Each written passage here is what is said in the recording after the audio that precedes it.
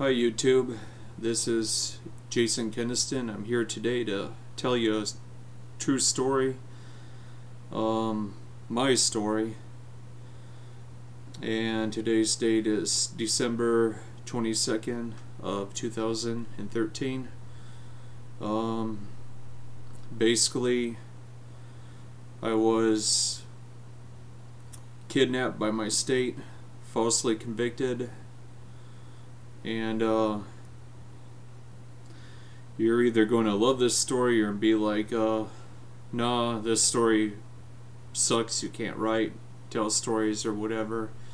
I probably can't tell stories very good on camera, but like if you met me in person and everything, you think, huh, this dude's a pretty interesting character. Well, about me, lived a very rough life, and I've endured more physical and mental hardships than what most people be able to withstand. Shit's documented too, so it's not like I'm making up some story or whatever just to win you over or whatever, like a lot of people might. I do have a tendency to brag, to be a little egotistical or whatever, just part of my personality, I guess, but I'm a very honest individual too, so when I say things, I mean what I say, but I don't always say what I mean. I try to, but we're not perfect, so I had my ass beaten quite a bit when I was younger. My parents were good parents for the most part, but they were stern, and you piss one of them off or whatever, you're gonna walk away feeling pretty sorry. Well, parenting doesn't come with instruction books, so they didn't give very good advice, even though they tried. So I hung around the wrong crowds quite a bit. Did a lot of bad things. Not really terrible things, but I wasn't the best kid. Basically,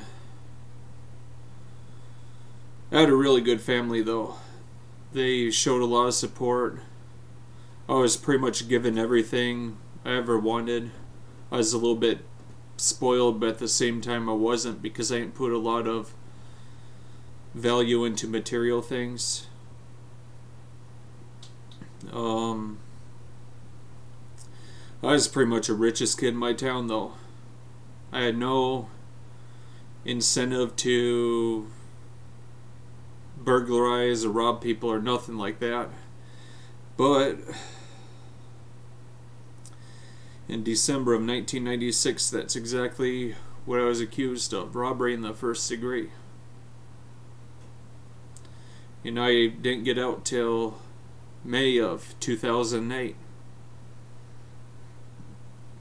And I know that I may have been a troublemaker every now and then, or a little bit rebellious, or whatever you want to call it, but I never held a gun to anyone's face in my life.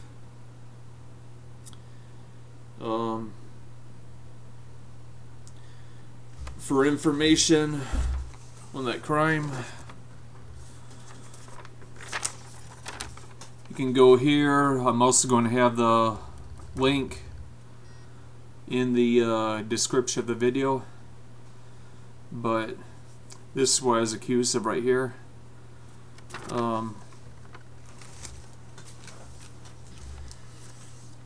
The judge that sentenced me was James Beagley, and my lawyer was T. David Katsumis. The prosecuting attorney was J.D. Vallant. The sheriff was Virgil Smith, and the investigative officer at that time was Lieutenant Bradley Minger, who is probably the sheriff of Fayette County right now.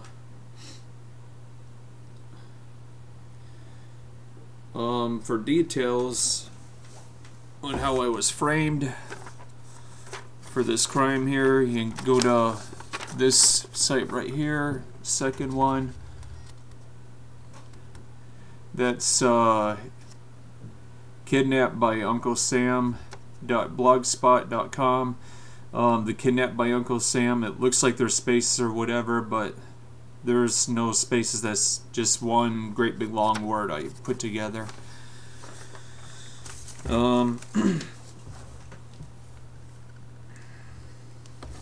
Basically, I maintained my innocence the whole time I was locked up,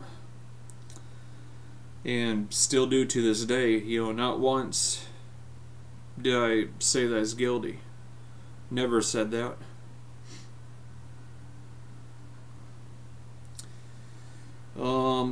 While they held me hostage against my will, I tried anything and everything that I could possibly think of to beat my charge. I appealed my case through PCR, which means post conviction remedy. I've contacted many human rights organizations, including ACLU, and there's one that's called Prison Watch or something like that, and another one called Innocent Imprisoned Project International. I've even informed the public. Well, kind of. I mean, I told people, but I don't know if they really said anything to other people.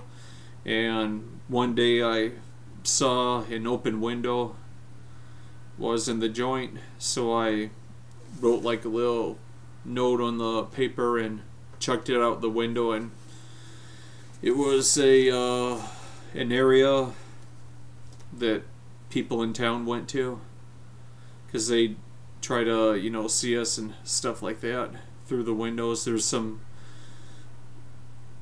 young girls that they thought it was cool to be like, hey, and, you know, flash us and everything. You know, let's see here. So basically, oh, then they denied me proper medical care while I was locked up. I was even illegally held past my discharge for over 2 years in Anamosa State Penitentiary. And became really rough around the edges, really hateful. But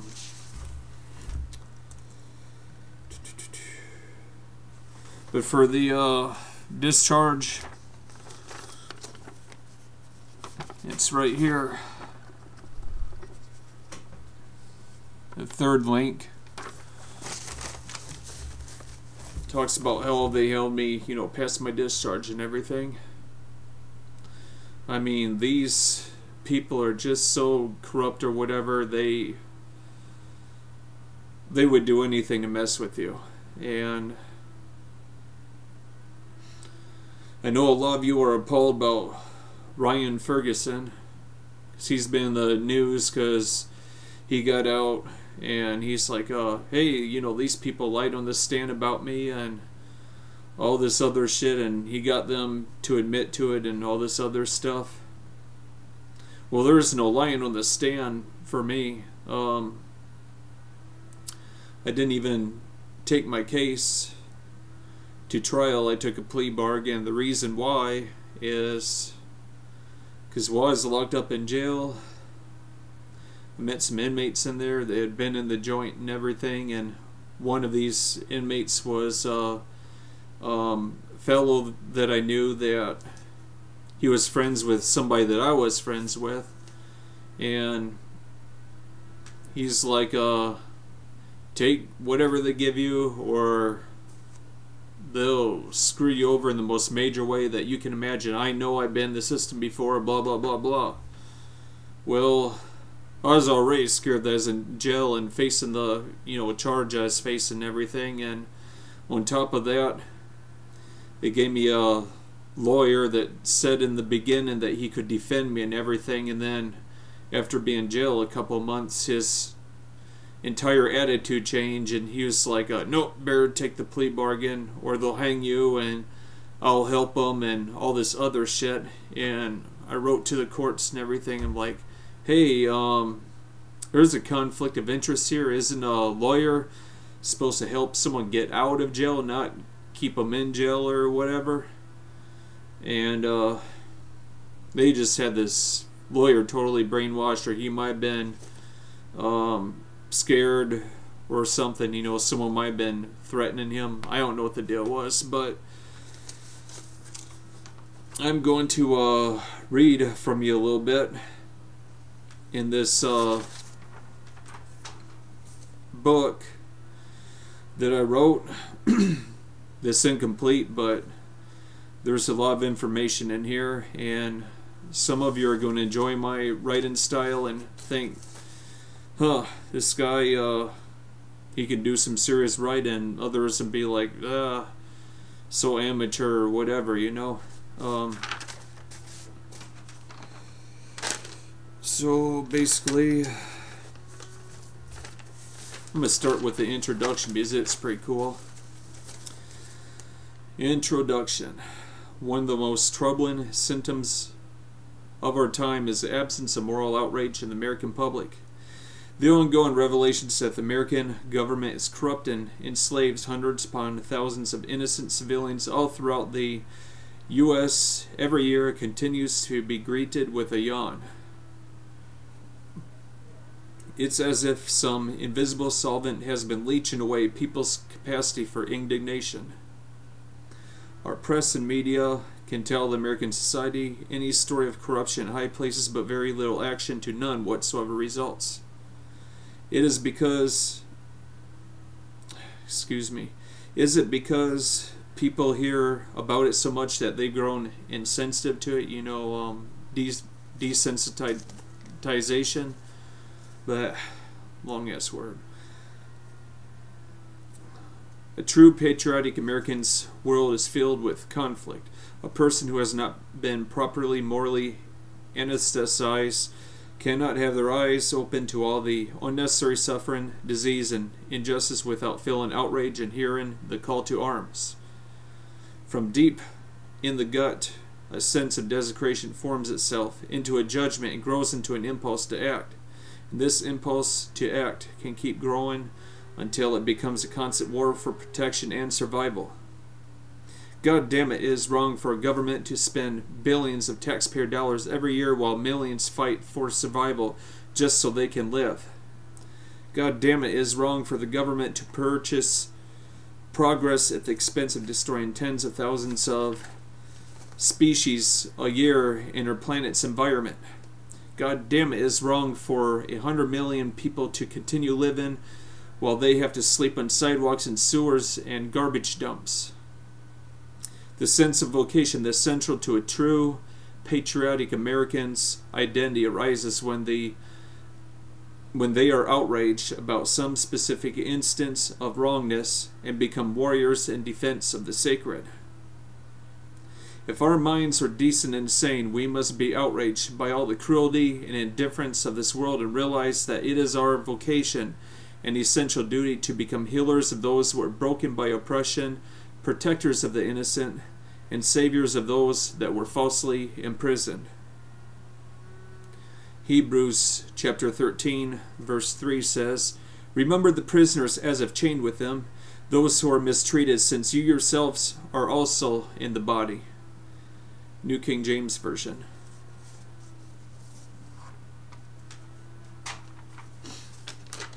Alright, so I'm going to skip ahead a little bit in my book because it's long as hell, as you can imagine. The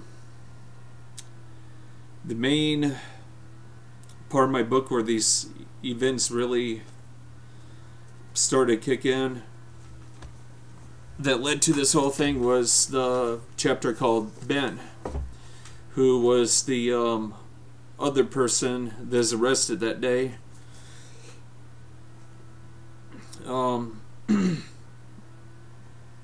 So Ben, as I graduated from West Central High School in May of the year 1996. That's and not as, excuse me. Oh, I had such a long day. Shorty met Ben at IBP during work. Now, a little background in Shorty. Shorty was one of my best friends at the time. I was living part of the time in Shorty's house and part of the time in my parents' house.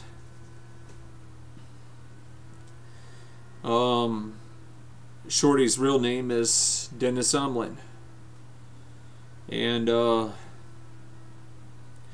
he got the name Shorty because he used to clean the undersides of pig trucks when he was little, and you know he's short enough to do it without having to squat down or nothing like that. He just walked underneath and cleaned them and got out, and that's what he did. Really sucky job, but leave it to Shorty. I'm not sure how they met at work, but I know that's where Shorty first met Ben. And so I met Benjamin Paul McEllen through Shorty at his house in Oline on 5th Avenue Southeast late in September that year. Ben was one of the biggest bullshitters I've ever met, but other than that, he seemed like an alright guy. He had a nice car, a really hot girlfriend, and he was a very likable person. What I didn't know, though, was that most of the stuff that I thought he was bullshit about, he actually wasn't. He always told stories about robbing gas stations and banks in Waterloo, Iowa. He told these stories in such a way that they were very funny, kind of like some Hollywood version of Bonnie and Clyde. You know, like that horror film called Natural Born Killers.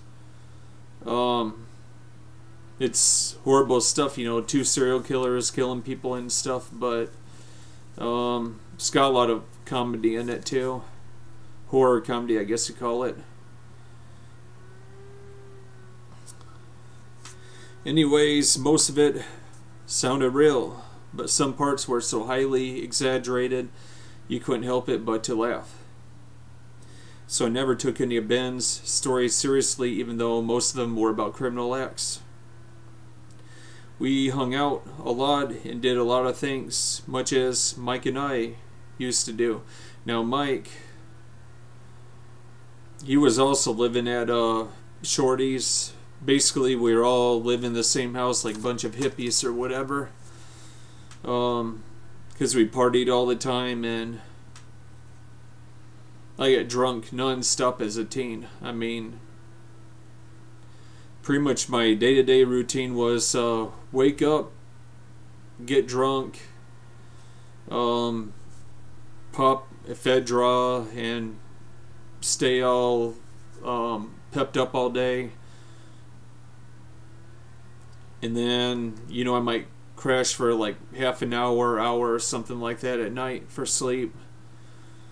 And then wake up again and keep on drinking. I never sobered up. I mean, I was drunk for like the longest time. Not happy about it, so I'm not going to say how many years or whatever, but it is quite a while.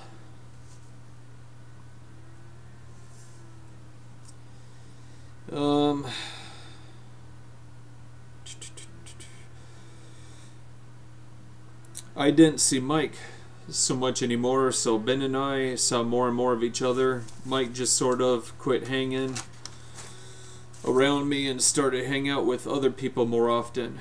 These, you know, were like his other friends and stuff that he hung out with a lot before we started hanging around each other pretty heavy. I never knew why. About a month and a half after I met Ben, I thought that I'd finally found my long-lost brother.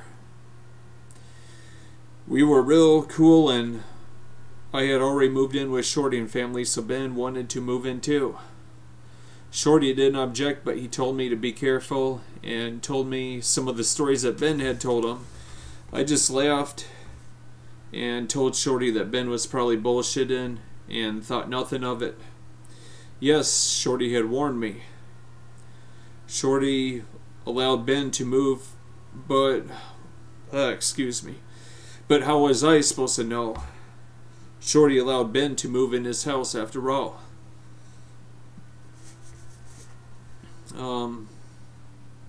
What's there to say about that? I mean, if you're good friends with somebody and someone else told you stories and you just out there trying to be a comedian all the time,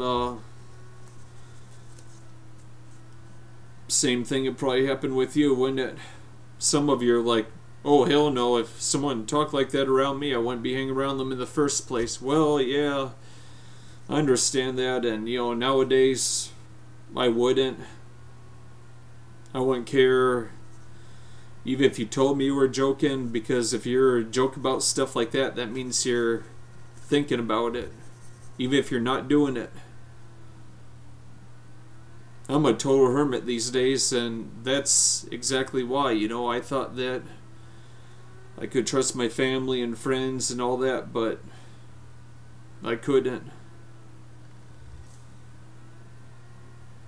Okay, around the first snow and sometime in November at my house, I showed Ben around the place. Even though I had moved in with Shorty and family, it wasn't official. I still stayed at my parents' house on most nights.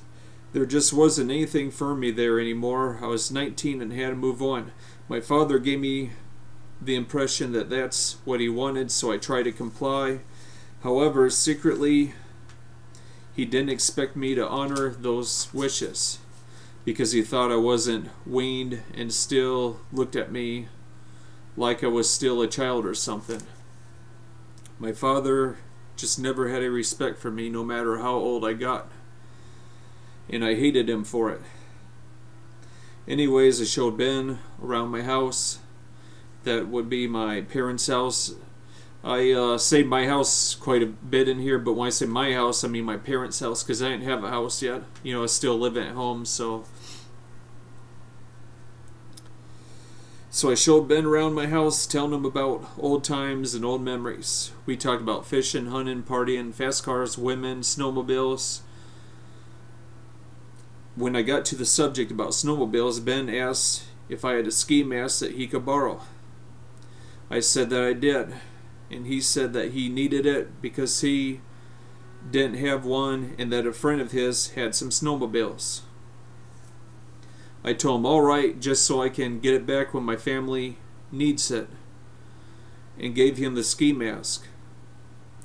My dad died on December 2nd, 1996. Before my dad died, I stayed with Shorty and company 1 to 2 days a week, every week. After my father's death, I stayed at Shorty's 2 to 3 times a week. The reason behind this is because my father died of a heart attack at age 43 at home. Every time I walked into that room, it tore at my soul. Every time I walked into that room, I could still see his dead body lying on that floor, not breathing. It hurt my mom, leaving her in that house all the time after my father's death, but whenever I stayed with my mother, I couldn't sleep. I tried explaining this to my mom and sister, but they didn't even seem to care about how I felt and how I was handling my father's death. And I think to this day my sister holds that against me, because she doesn't really have anything to do with me. I've called her many times and she wouldn't even return my call or nothing. Before all this, we were about as close as brother and sister could get, I mean, we rode around a lot together, driving fast and she started getting involved with some of my parties, and I had her meet some of my friends, and she thought some of her friends are pretty cool, that I'd probably like them, and so I met them. And but anyways, on with the book here.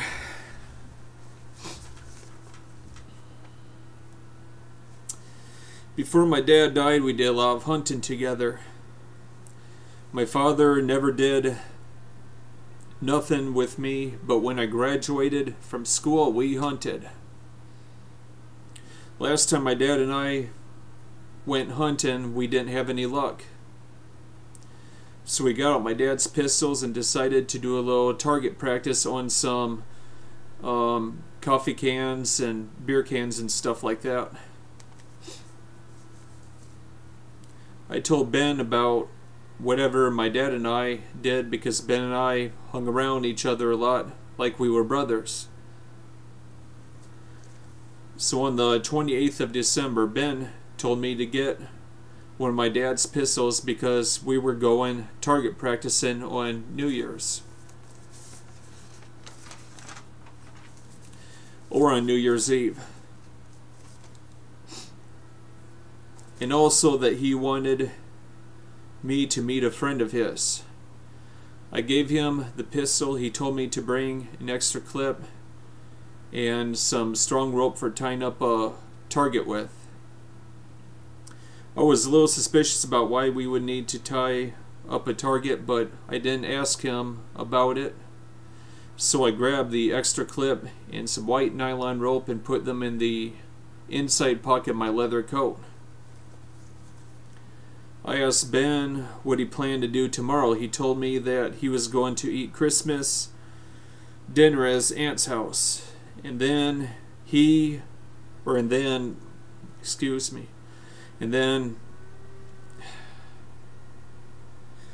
him, and his other friend were going to go out and target practice. I asked him where his friend lived. He told me in Wadena, not too far from his aunt's house, but in the direction of Volga, which I think was south of there, but don't quote me on that. I think Volga's to the south of Wadena, but this is a long time ago, so I don't really remember. By my history with Volga, I did most of my fishing there because it's got the best fish in the world there. I fish all over the place, all over Minnesota, Canada, place like that, where the fishing's supposed to be the best of the best, but I've had no better luck than at Volga. I asked him if we would go to his friend's house, and he said no, that I could not be with him because his friend didn't know me. After Ben and I were through talking at my house, we went to our friend Dennis Omlin's house and spent the night there. After we got up in the morning the next day, Ben and I talked about what we were going to do. I didn't have anything to do. I was kind of wondering what Ben's family was like. So I asked Ben if I could join him at his aunt's house for Christmas dinner. So he invited me, and I gladly accepted, and he told me to hurry because he had to go to his parents' house first. He went outside to wait for me in his Trans Am, and as I was heading out, I believe that Shorty tried to give me some kind of warning about Ben. But I didn't catch what he said because Ben was waiting for me in his car, and I was in too big of a hurry, and I didn't want Ben to have to wait on me. At about 10:45 a.m., Ben and I took off from Shorty's place. We got gas at Quick Star and went to Ben's parents' house in Arlington. We talked to his parents, and I met his brothers while we were there. Around 12:15 p.m., we left Arlington and went to Ben's aunt's house in Wadena. We were at Ben's aunt's house when I met the rest of Ben's family and shot pool in the basement. When we left Ben's aunt's house, we stopped at the gas gauge there in Wadena, and I went in to buy a Dr. Slice, a bottle of ephedrine, and some Camel cigarettes with Ben. We left Wadena and went back to Ben's parents' house in Arlington. While we were at Ben's house, we talked about target practicing. He said that we were going to pick up his friend, but he would have to drop me off somewhere because I couldn't go to his friend's house. So we left Ben's house at about 6:15 p.m. and went to Wadena. On our way there, Ben turned on some music and turned up the heater of his car. I got hot, so I took off my black hooded sweatshirt and threw it in the back of Ben's car. We got to Wadena. We cruised around for 15 to 25 minutes. Then I told Ben that I wanted out so that I could take a piss, and told him just to go talk to his friend while I took a piss and cooled off. That may sound crude and everything, but I'm trying to use exact words here, you know, how we talked and everything. So he let me off, and I was about 1 block from the gas station, the gas gauge, that ended up getting robbed later on. After I urinated, I walked down the street towards Main Street. From the street that I was on, I could see the bank on my right and the bars on my left. It was at this point that I looked across the street and saw Ben's car parked in the parking lot next to the bank.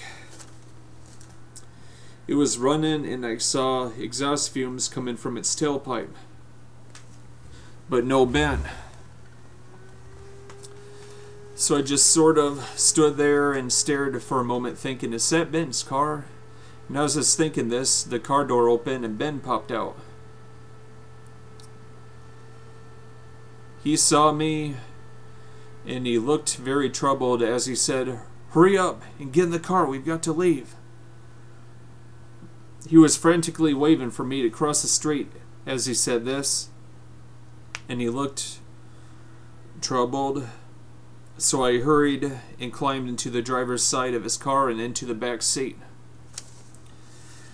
I did this because his passenger side door was always jammed and couldn't be opened. So whenever I, rode around with him and stuff, it's like I had to ride in the back seat because that was the only way into his car, through his side. He took off from the parking lot and onto Main Street, heading out of town towards Arlington at a snail crawl, looking real nervous.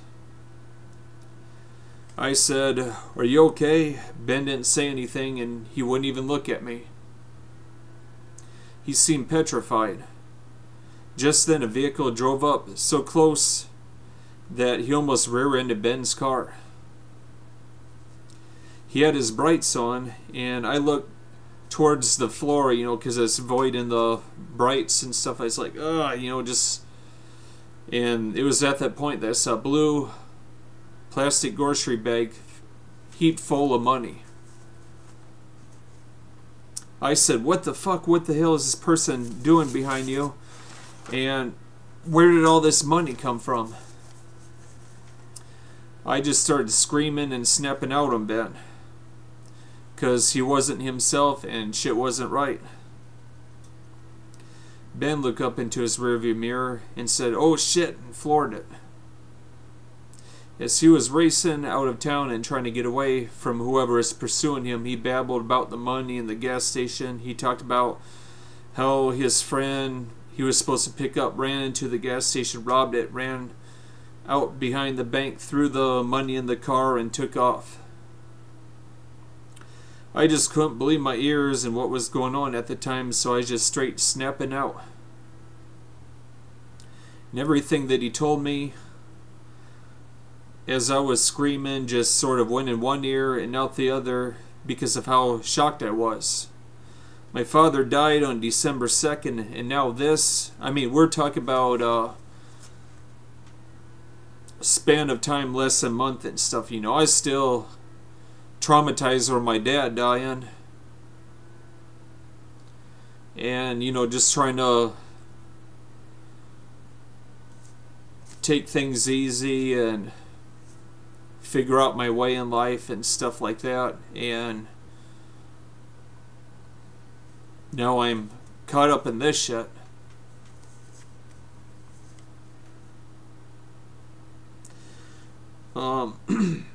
Just then, Ben went around a sharp corner going about 55 miles per hour. The road was completely covered in ice, and Ben lost control of his car and slid into the ditch sideways. He would have went through the ditch and flipped his car into the field next to it, but there was a bunch of trees and a foot or two of snow that prevented this from happening. Okay, these trees, they were really thin, you know, like about as big around as my pinky, maybe a little bigger than that. Not enough to really do damage to a vehicle if you run into them, you know, going fast, but there's enough of them that it was almost like a cushion or whatever when he slid his car into the ditch. And if they wouldn't have been there, you know, with all that snow and shit like that, we'd probably be dead.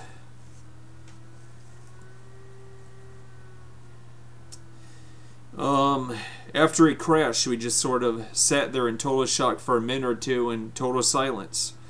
That silence was only broken when Ben shut off the headlights of his car and the vehicle that was following Ben went flying by real fast. Ben opened his car door and told me to give him the bag of money. I handed it to him and he stuffed inside his leather jacket. We then got out of the car and walked upon the road. Ben said something about things that were used during the robbery being in the car. So we left the road and went back to his ditch car. He opened the door on the driver's side and started handing me things. Then he pointed at my black hooded sweatshirt and said that was used too. I said fuck and climbed into his car and grabbed my sweatshirt. We then left his car in the ditch and went into the field next to it. He then handed me my dad's pistol and told me that it was used in the robbery too. I didn't know what to say, so I just threw it as far as I could towards some trees. At this point, Ben just started grabbing things from me and scattering shit all over the place, and I didn't finish this chapter here because the investigative officer's report totally lied about where they found stuff, you know. Make a long story short, they didn't find that money. They said they found it with everything else, but when Ben and I were out running around trying to evade the police and stuff on foot now,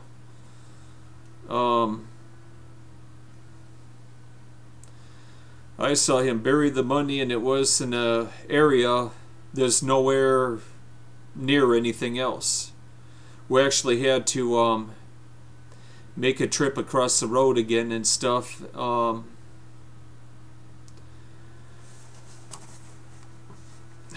It's really messed up too because Ben knew where this money was. He told his sister or aunt or somebody in his family where it was, and he's like, hey, get that money, I can pay Bill with it, right?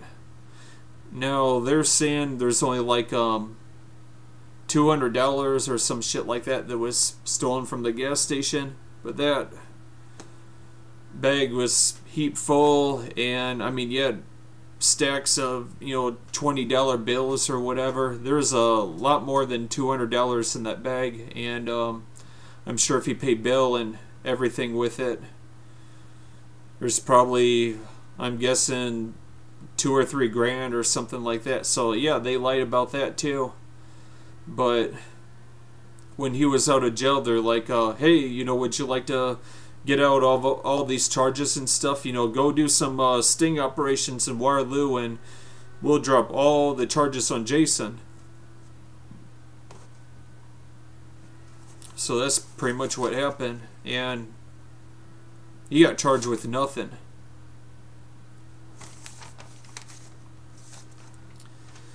Anyways, this next chapter here is called Arrest. As Ben and I were walking down the street, about 8 to 10 cop cars came out of nowhere.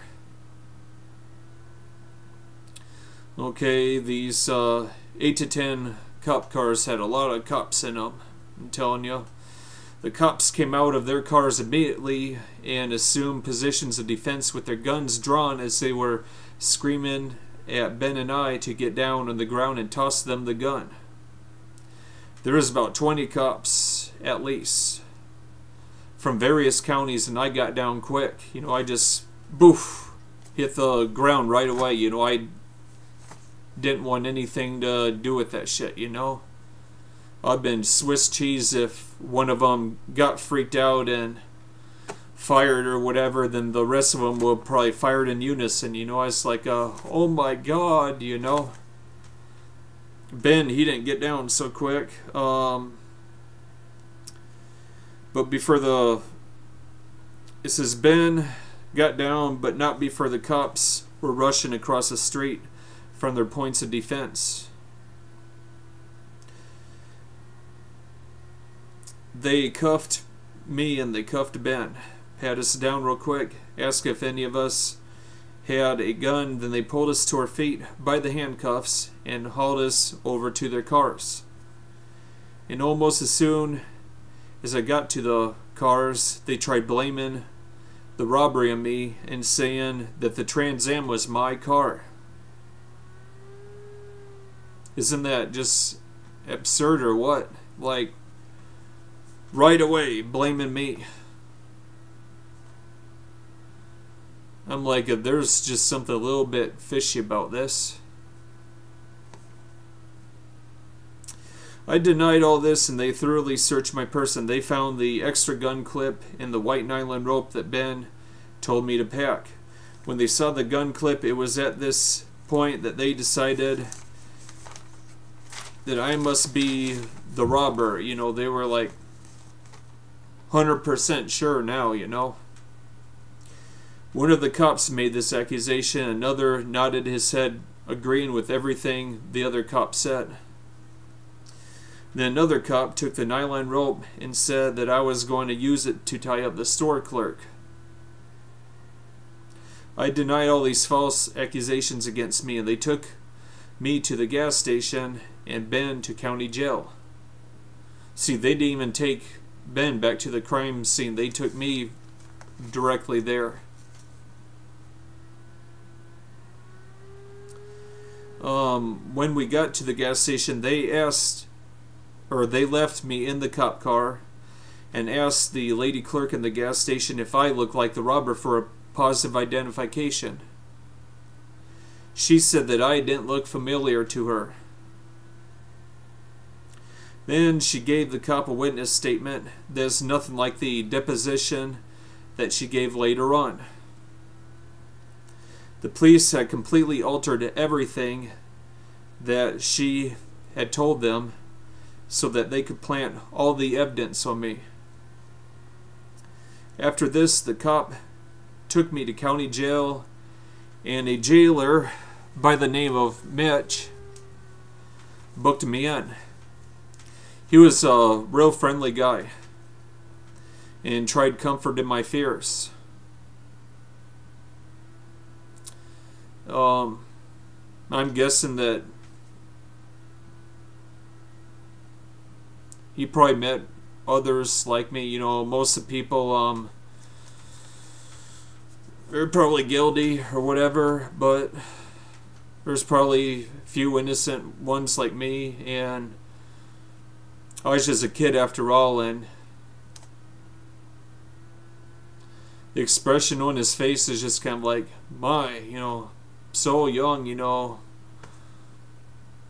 arresting all these kids.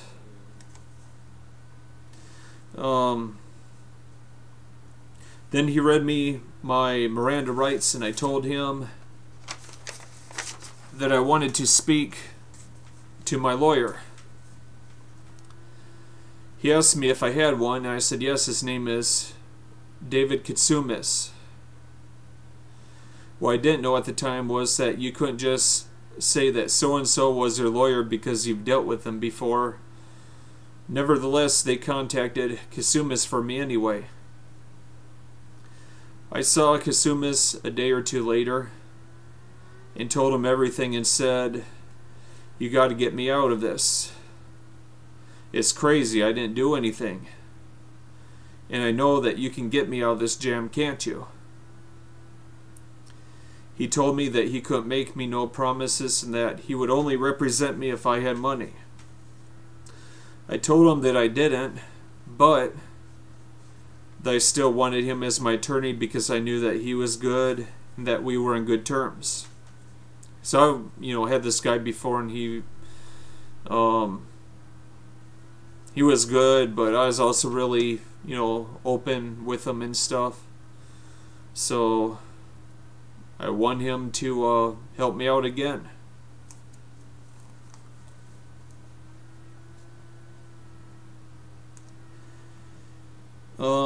So he tells me that he would represent me, but I would have to claim indigency, and that he would pick up on my case, or that he'd pick up my case after, claiming the indigency. He also said that he would fight his hardest for me, and that he was going to do some investigating. He did do some investigating for me, but he had no intention of fighting for me at all.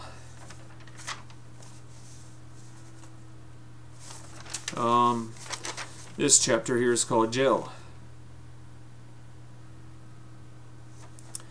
So Mitch booked me in, and I was strip searched and taken to a ground level cell block that already had 3 prisoners in it. There were 2 cell blocks in Fayette County Jail. One cell block was upstairs, the other downstairs, and they both had 4 cells for 4 people in them apiece. Plus, they had a cell block for women that was on the other side of the building. I was shaking like a leaf and nervous as hell when they put me in that cell block. I've been in jail before, but this was the first time that I had been in a county jail, and the first time that I was locked up with other men. I got in trouble once when I was younger, as like public intox or something like that, and I was in jail overnight till I sobered up, had to pay a small fine, but it wasn't county jail or nothing. It was just me by myself in there, and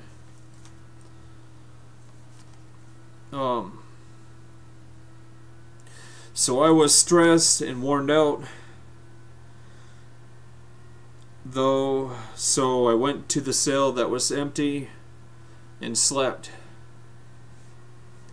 I can't really remember what happened the next day, but I think I called my mother right after I ate breakfast. I was afraid to call her at first, afraid of how she might react, but I decided that it couldn't get any worse and made the call. I called her up and told her where I was and what happened to the best of my knowledge, but I didn't say anything to her about the robbery. She said, "What are you doing?" Or she says, "What are you in jail for?" Now this is where I come out with it. I told her robbery. They said I robbed some convenience store or some gas station. I think they believe that I'm the robber. Then I explained the reasons why, and that I thought that my dad's gun may have been used.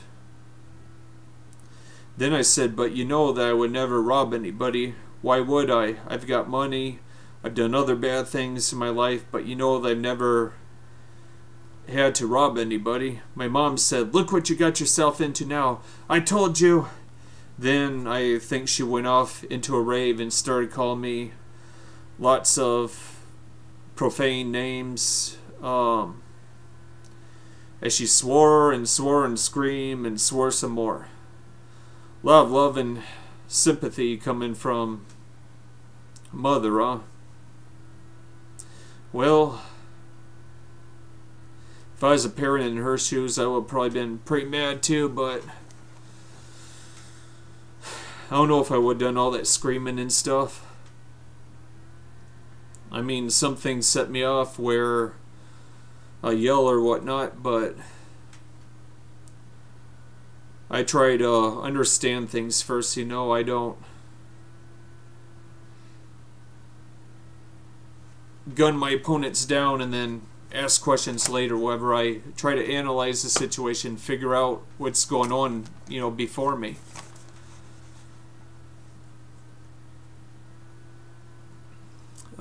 I think the telephone conversation ended up with me yelling back at my mother, calling her the B word that so many women hate, slamming the phone back into the receiver, and hearing one of the other prisoners say, "Hey, take it easy with the phone. This isn't your home, you know. You can't just be slamming, breaking shit around here. We must all share." I shot my antagonist a dirty look and grudgingly apologized in a low voice.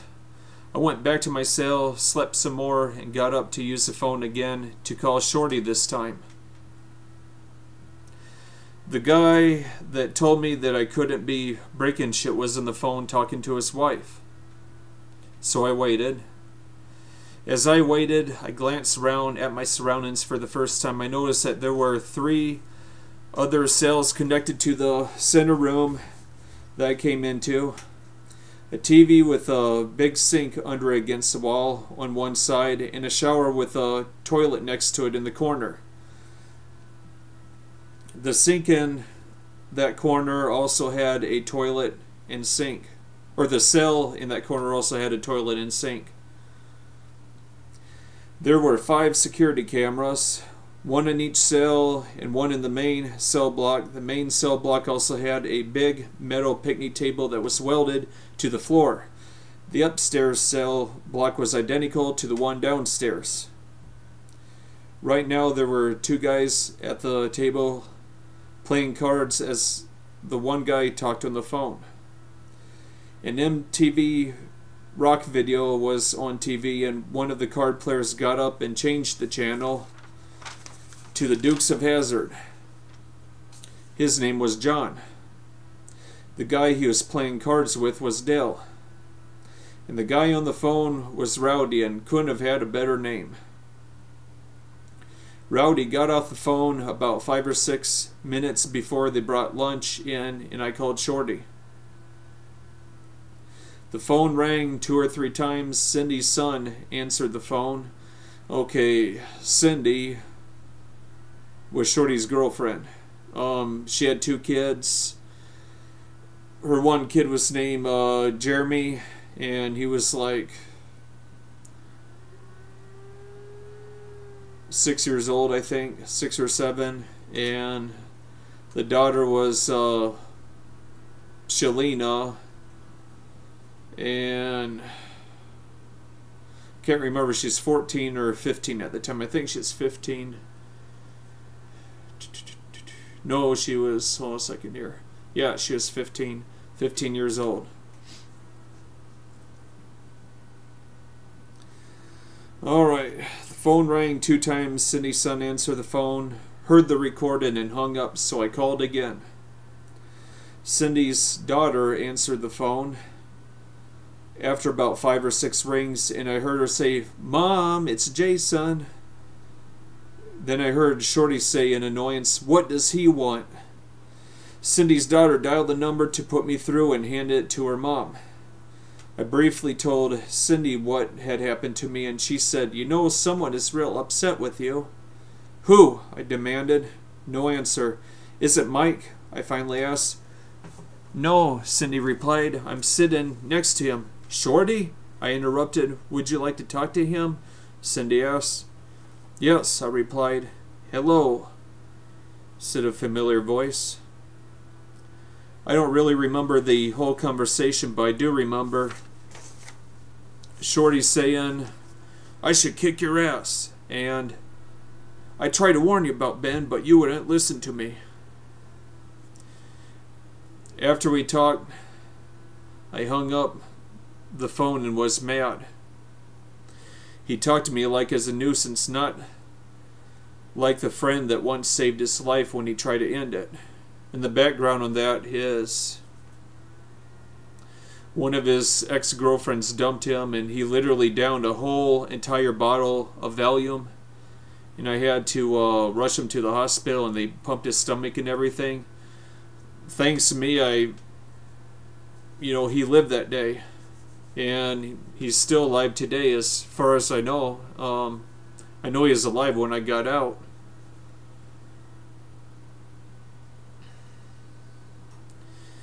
Anyways, I say here, I felt betrayed, and justifiably so, as you'll see if you haven't already. And, I just explained that part, so with nothing else to do, I went over to the metal picnic table and ate. The food was cold and very low quality. Greasy, dried up ham, stale bread, warm milk, and lime jello with shredded carrots in it that was melting. I put the ham on the stale bread, took a few bites of the nasty ham sandwich, and drank about half of the warm milk. Rowdy was the only one that was still at the table when I finished my meal. He shot me a dirty look and went to his cell. I started watching TV. I think I was watching another MTV video. John came out of his cell and casually changed the TV channel like he owned it. I think he turned it to Renegade. That's all John ever watched. He either watched Dukes of Hazzard, Cops, America's Most Wanted, or Renegade. John was an okay guy, but I thought his taste of TV programs sucked. I was always wanting to watch MTV, music videos, movies, nature programs, westerns, boxing, Miss Universe, or figure skating. Hey, you gotta admire those hot-ass chicks doing those, fancy moves and stuff on the ice. It's kind of like watching Dallas cheerleaders or something, So, how isn't that manly? For movies, I liked horror and action movies. Zombie apocalypse shit. And action movies like, Last Action Hero. Good shit. John was always wanted to watch all of his stupid cop programs and couldn't miss any of them for nothing. Months later, his obsession with cops almost got him punched by me when I was watching a lioness rip a gazelle apart, and he turned the channel to Cops. Now, I wasn't a violent person, but I just couldn't take this crap anymore, and I was the type of person that, you just don't back down from people. They do something that upsets you. There's only two ways to handle it, either verbally or physically.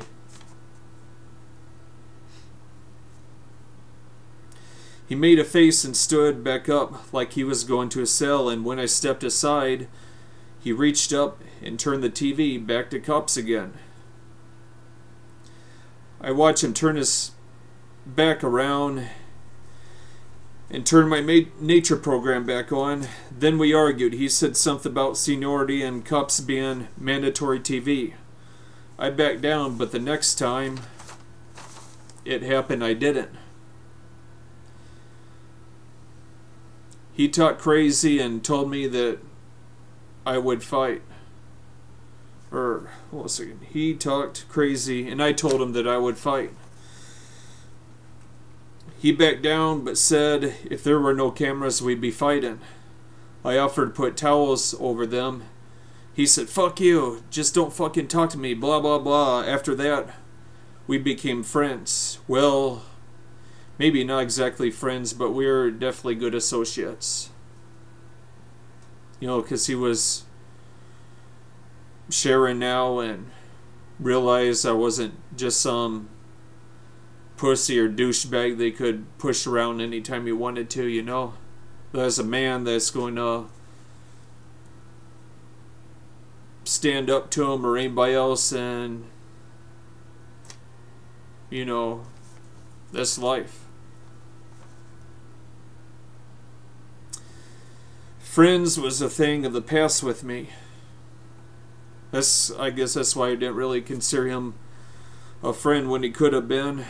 I didn't really trust anybody anymore, and you know, just one thing stacked on top of another, and it just wasn't going to happen, you know. A thing that friendship was a thing that had died with me when I was still young, before I really knew anything at all about life. The only true friend I ever had moved away with his parents to Nebraska when I was 9 or 10 years old. The last time I saw him was 18 or 19. He was a preppy, I was a thug. We shot some pool but talked very little. I knew I could have made his visit more interesting, but he seemed like a stranger to me, and I knew he felt the same way about me due to his silence. I sincerely hope that if he reads my book, he'll know that I'm more like him now than the last time we met. Anyways, after John came out of his cell and turned the TV on me the first time, I went to my cell and slept. I was having a terrible time and would be going through hell later with my numerous withdrawal symptoms. Because, you know, as a heavy smoker and kind of a recreational drug user too, I mean, I wanted to know what different drugs were like and how they felt mixed together and their effect on me and stuff like that. I can't say that I use consistently. I only used meth one time. And I'm glad it's only once, because shit'll literally eat holes in your brain and stuff. I mean, after using it several times, of course. But it's really crazy drug, you know.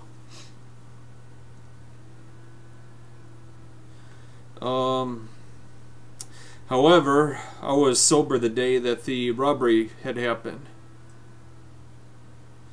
and knew exactly what was happening. Nevertheless, I have very little recall about my days in county jail because of my state of mind and the hell that it's going through.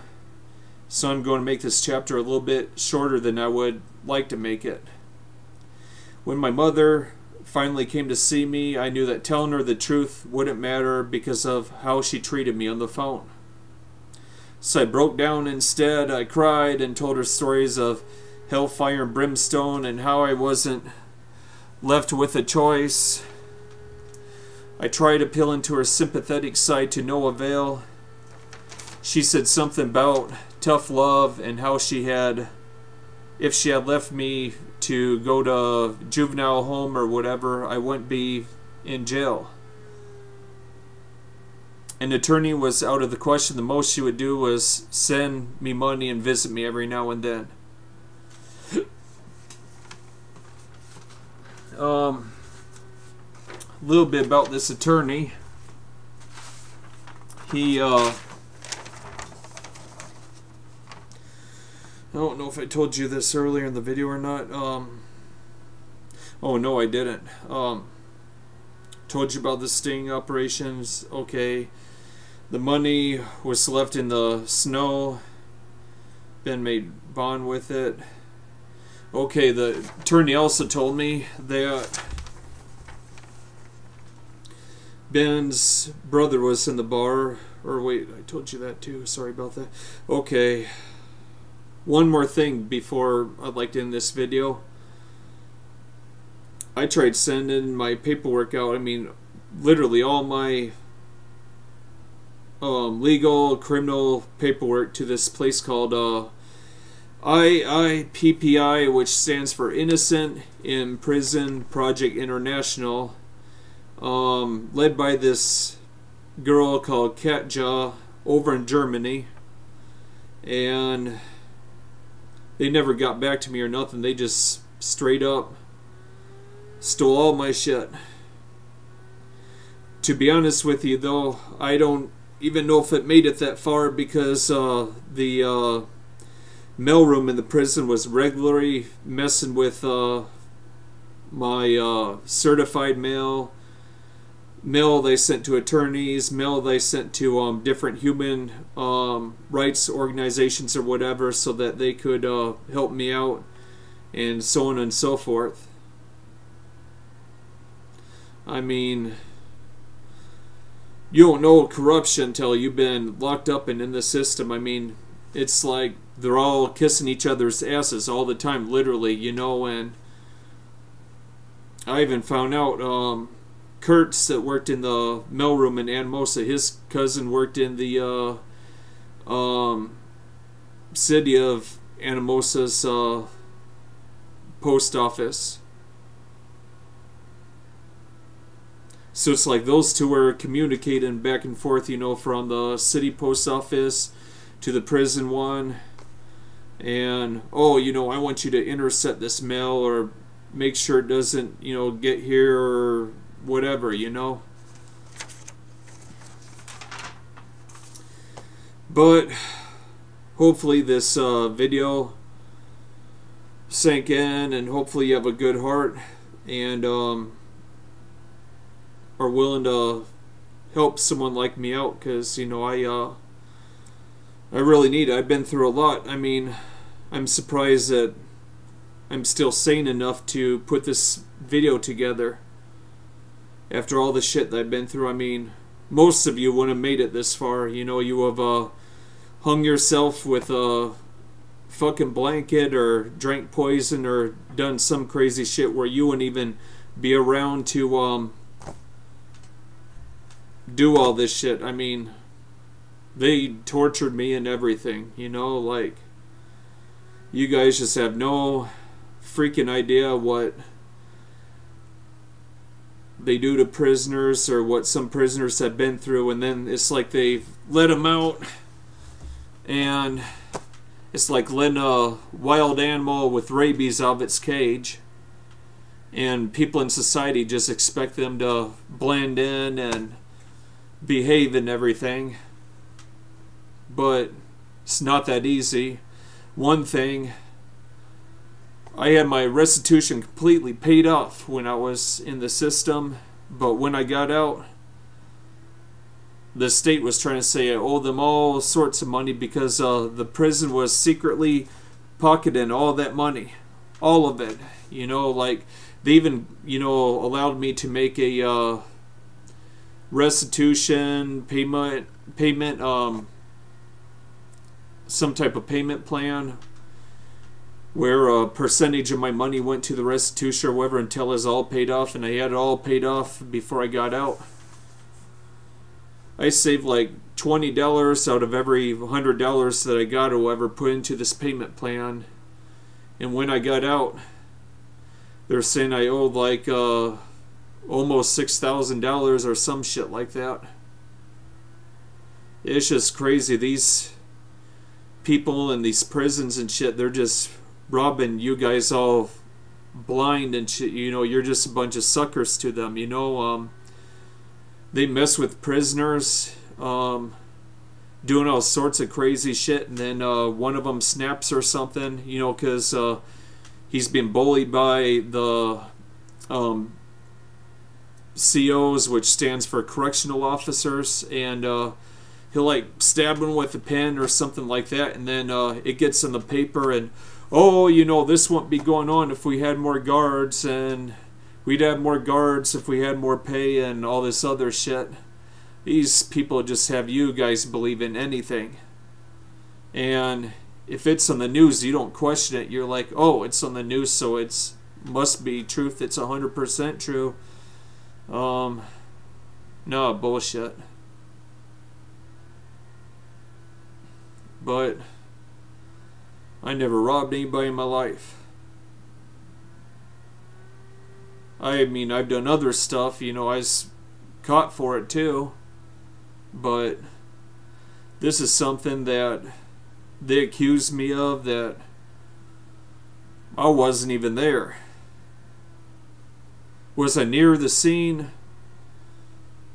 I was in the same town, yeah, but I wasn't there. His, you know, Ben, his brother, his friend, whoever the hell went in there, but I didn't, you know, see it happen, so I can't tell you who did it.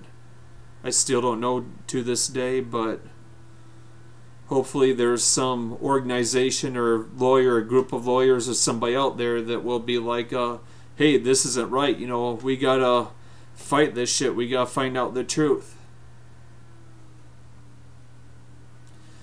Anyways, this video has been long as hell, so I pretty much told everything that I can possibly think of at this time, and I really hope that you enjoyed it. Until next time, this is Jayson Keniston. Sweet dreams, and later.